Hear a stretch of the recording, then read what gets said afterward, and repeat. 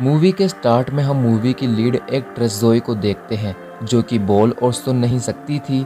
जोई अपने boyfriend Dan से मिलने जा रही थी तो उसे उसकी मॉम अपनी कार दे देती है। जोई कार लेकर डैन के पास जाने लगती है। वो ये बात जब डैन को बताती है तो डैन भी बहुत खुश होता है। यहाँ जोई बीच में रुकती है जहाँ उसकी नज़र एक मरे हुए कुत्ते पर पड़ती है तो वो वहाँ से आगे चलती है। बीच में वो डैन के लिए एक गिफ्ट भी लेती है। इसके बाद वो आगे चलती है मगर तभी उसके सामने एक आदमी आ जाता है मगर जोई उसे बचा लेती है।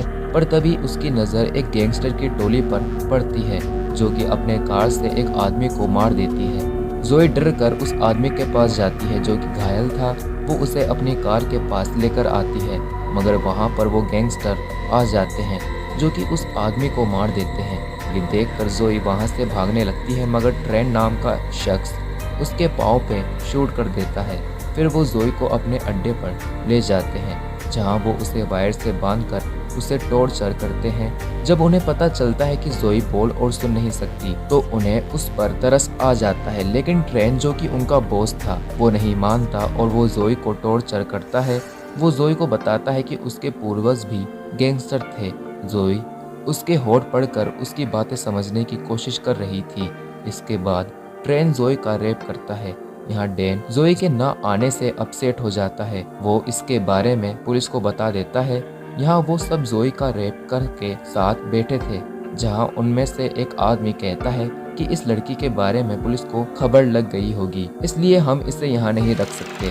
यहाँ जोई अपने ख्यालों में खोई हुई थी मगर जब उसे होश आता है तो वो अपने हाथ को खींचती है जिससे उसके हाथ तो निकल जाते हैं मगर वो बुरी तरह से घायल हो जाती है। जोई वहाँ से भागने लगती है मगर उनमें से एक आदमी उसे नाइफ से मारता है जिससे जोई मारी जाती है। अगले दिन हम उस शॉप के आदमी को देखते हैं जिससे जोई ने गिफ्ट लिया था। उसे जोई की लाश मिलती है जो कि दफन थी। वो उसे निकाल कर अपने साथ ले जाता है और फिर उसकी बॉडी पर कुछ लगाकर जोई की बॉडी पर रिचुअल करता है जिससे जोई की बॉडी में एक डीमन की सोल आ जाती है। यहाँ डैन जोई के ना मिलने से बहुत ज़्यादा अपसेट रहने लगा था। यहाँ जोई जिंदा होने के बाद डैन को कॉल करती है। जोई अब उस डीमन की वजह से बोल और सुन सकती थी। डैन जोई से बात करके खुश था। तभी जोई को उन गैंगस्टर में से एक आदमी दिखाई देता है जो कि ऑफिसर था। इसे देखकर जोई उससे अपना बदला लेना चाहती थी तो वो उसे बार के अंदर बहुत बुरी तरह से मार देती है। डैन जोई की लोकेशन से वहां पहुंचता है मगर वहां पर पुलिस थी। थोड़ी देर बाद वहां सभी गैंगस्टर आ जाते हैं जो कि अपने साथी की लाश देखकर हैरान थे। यहाँ जोई अब उन सब से बदला लेना चाहती थी। उन गैंगस्टर को शक होता है कि ये शायद जोई ने किया है तो वो उसकी लाश को चेक करने जाते हैं जहाँ जोई की लाश नहीं थी तो वो कंफर्म हो जाते हैं। जोई अब एक एक करके उन गैंगस्टर को मारने लगती है। मर जाने की वजह से उसकी बॉडी धीरे धीरे सड़ने लगी थी। यहाँ वो गैंगस्टर डैन को किडनैप कर लेते हैं क्योंकि उन्हें पता लग गया था कि वो जोई का बॉयफ्रेंड है मगर वहाँ जोई आकर उन्हें मारने लगती है। अब सिर्फ ट्रेन और उसका एक साथी बचा था मगर उनका हर वार जोई को कुछ भी नहीं कर रहा था। ये देखकर वो दोनों हैरान थे।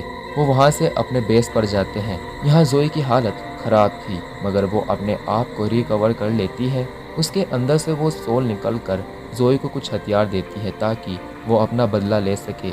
जोई ट्रेन के बेस पर पहुंचकर सबको मारने लगती है। ये देखकर ट्रेन डर जाता है। वहाँ पर एक ऑफिसर आता है मगर ट्रेन उसे भी शूट करके वहाँ से भाग जाता है। वो सीधा उसी आदमी के पास जाता है जिसने जोई को जिंदा किया था। वो आदमी ट्रेन से कहता है कि अगर तुम्हें ये सब रोकना है तो अभी तक तुम्हारे पूर्वज ने जितने लोगों को मारा था उनके स्कल को यहाँ तुम्हें दफनाना होगा। ट्रेन सारे स्कल ले आता है मगर मेन स्कल उसके पास नहीं था। वहाँ जोई आ जाती है जिसके पास मेन स्कल था। जोई और ट्रेन के बीच फाइट होती है जिसमें ट्रेन तो मारा जाता है मगर जोई की हालत भी खराब हो जाती है। वहाँ डैन आता है जो कि ये देख नहीं पाता। वो जोई को जलाकर उसे मुक्ति दे देता है और इसी के साथ ये मूवी एंड हो जाती है।